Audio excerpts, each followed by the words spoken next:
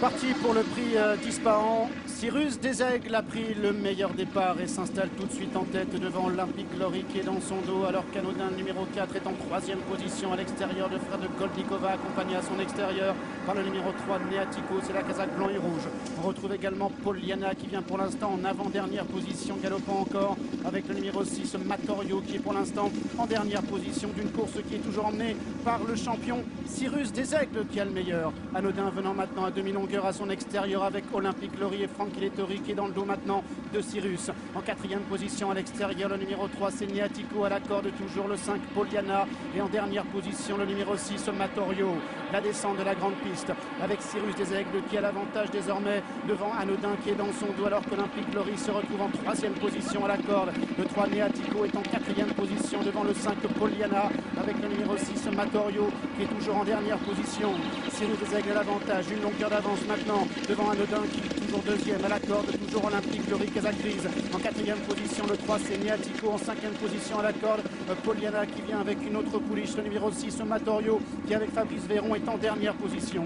Cyrus Desaigles a l'avantage avec Anodin toujours dans son dos, Olivier Pellier à la corde, Franck Lettori et Olympic Glory, le gagnant des Loping Stakes. En 4e position en dehors le 3 Neatico avec à la corde encore le numéro 5 Poliana et Matorio qui est toujours en dernière position. Entrée de la dernière ligne droite, Cyrus Desaigles qui a l'avantage, Anodin toujours dans son sillage avec Olympic Glory qui est en 3e position, venant encore avec Poliana qui tente de refaire du terrain. Cyrus Desaigles qui a l'avantage, Anodin qui va prendre l'attaquer avec à la corde Olympic Glory, avec ensuite Poliana qui est en 4e position, Matorio également qui tente de se rapprocher. Cyrus Desaigles qui a l'avantage devant Olympic Glory avec Anodin maintenant qui est en 3e position et Poliana qui est 4e.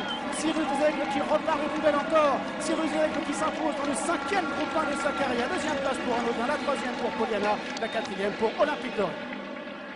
Ouais, du beau travail de la part de Christophe qui a jamais collé le rail, qui voulait absolument qu'Anodin reste derrière lui et ne pas l'avoir à 3/4 de longueur tout le parcours dans son porte-bagages. Il s'est décalé du rail pour que Olivier puisse avoir le bon parcours derrière lui et qu'il n'ait pas besoin, Olivier, de déboîter et de faire avancer Cyrus.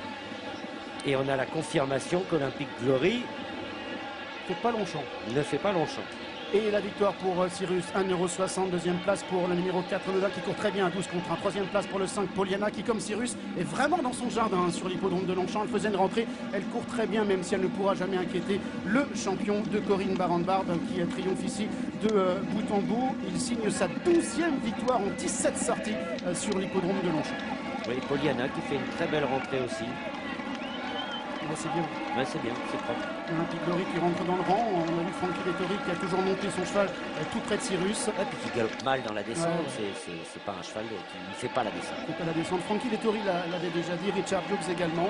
Écoutez, il n'a pas pu inquiéter Cyrus qui s'impose, donc je le disais, dans le 5e point de sa carrière. Il avait déjà été 2 fois 2e du prix d'Ispahan, derrière Goldikova et Golden Millac. Bravo Christophe. Merci. C'était volontaire de se décaler du rail pour qu'Anodin soit derrière toi plutôt qu'à 3/4. Déjà, et puis je pense que si ça pouvait me rallonger 10 ou 20 mètres, à moi ça ne m'aurait pas dérangé. C'est un cheval qui tient facilement la distance. En plus, la piste elle est un petit peu usée. Et je voulais vraiment pas prendre de risque, je vais le laisser galoper à sa main comme ça. Au moins, je me suis dit, s'il y en a un qui a vraiment du gaz, il va être obligé de venir tôt sur moi. Ce qui va être un avantage pour qu'il reparte. Je voulais pas que ce soit une fausse course, être pris sur un sprint et qu'on vienne me chercher pour finir. Là au moins il a senti qu'il dominait largement et je suis content parce que voilà, aujourd'hui il confirme une fois de plus que ce soit 18 ou 2000 mètres ou 2004, c'est un phénomène. Voilà.